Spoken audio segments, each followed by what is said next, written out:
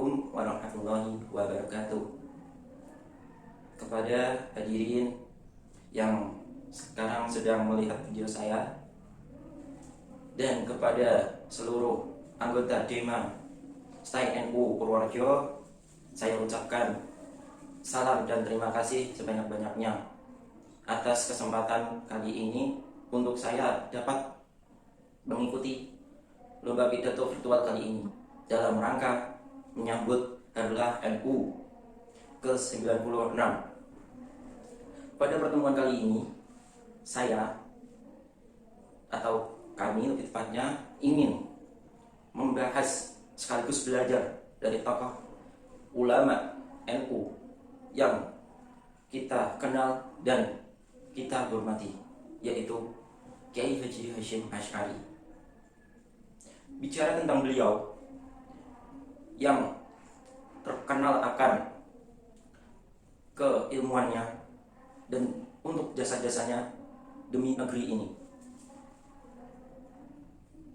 yang bergelar sebagai Hadratus Syekh, yang bertempat tanggal lahir di Desa Gedang, Kecamatan Diwek, Kabupaten Jombang, pada hari Selasa Kliwon 24 Zulhijjah 1287 Hijriah atau 14 Februari 1871 Masehi. Pada saat Mbah Hasyim muda, Mbah Hasyim telah mendapat banyak ilmu dan nilai-nilai dasar agama dari lingkungan keluarganya yang merupakan seorang ulama dan pengurus pondok pesantren. Dan apakah Anda tahu nama bapak dan ibunya?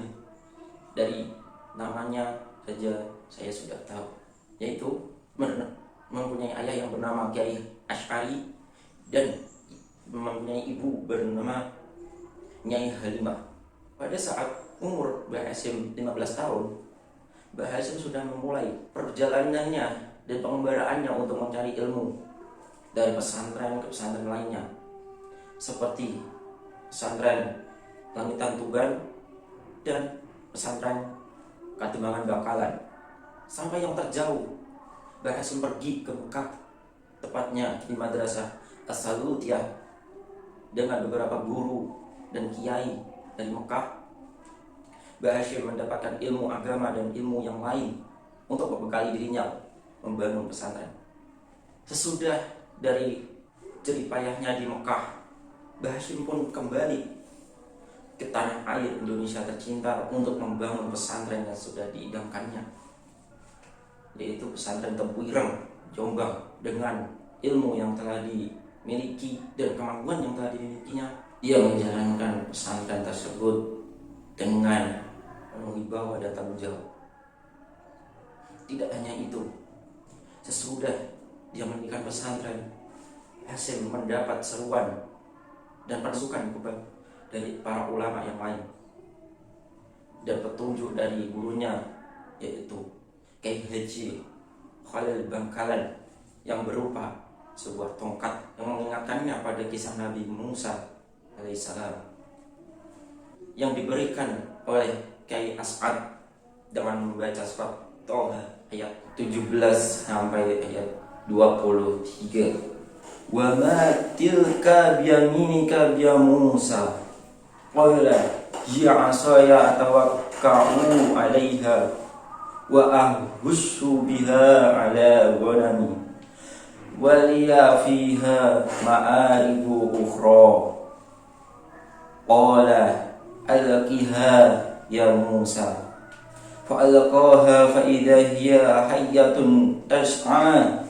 Qala khudha wa la takhaf sanu'iduha siratahal ula.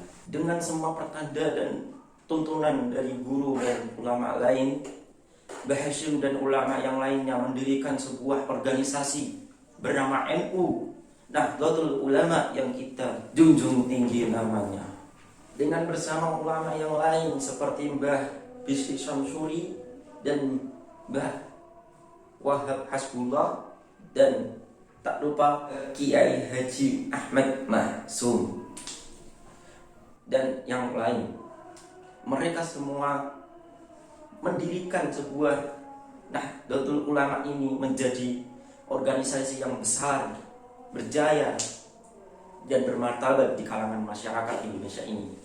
Tetapi bukan sampai di sini perjuangan mereka. Setelah mereka membuat dan mendirikan Nahdlatul Ulama, mereka juga mendapat sebuah rintangan. Seperti pepatah, sebuah kekuatan yang besar mempunyai tanggung jawab yang besar dan cobaannya yang luar biasa.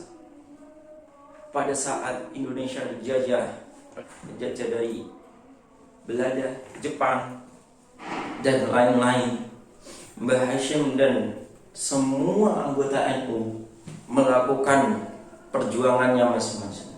Tetapi pada saat penjajahan, Mbah Hashim memiliki sebuah karisma atau wibawa yang besar terhadap Belanda dan Jepang. Pada saat perjuangan melawan Belanda, Mbah Hashim Asy'ari pernah diberi bintang penghargaan oleh Belanda.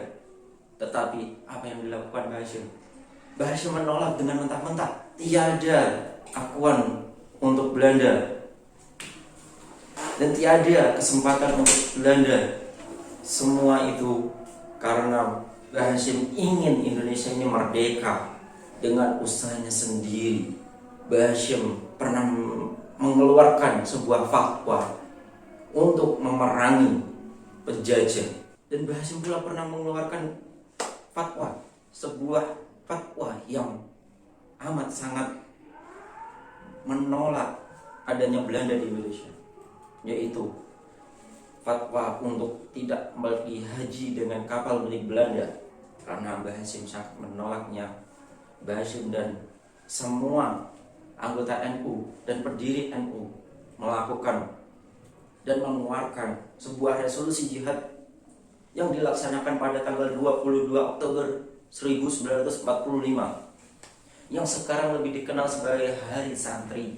Dan di masa penjajahan Jepang, Mbah Hashim pernah ditangkap oleh Jepang karena menolak perintah dari Jepang untuk melakukan penghormatan ke arah Tokyo pada setiap pagi.